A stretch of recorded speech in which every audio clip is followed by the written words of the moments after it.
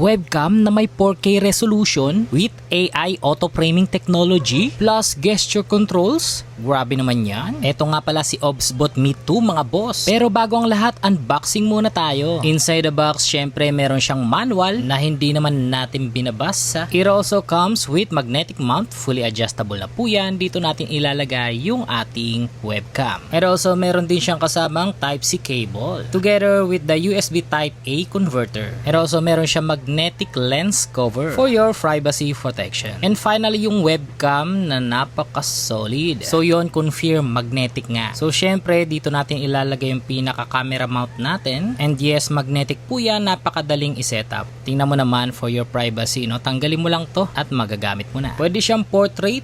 And yes, pwede rin siyang landscape ha. Meron din po siyang application kung saan dito mafo-fully maximize mo yung features ng inyong webcam. Katulad ng auto framing technology na talaga namang susundan ka kung saan ka pumunta. Parang meron ka ng personal cameraman, di ba? The best to kung live streamer ka or content creator. Apakaangas, may gesture control pa, no? Kagaya nitong zoom in and zoom out gesture. Very useful to dahil para ka na may assistant sa paggawa ng mga content mo. Isa rin sa nagustuhan ko dito is up to 4K 30 FPS yung resolution na supported niya. And syempre meron din siyang AI beauty filters. You can adjust your face, body, and also makeup. May mga bunch of filters pa. And also yung napaka-useful na blur effect.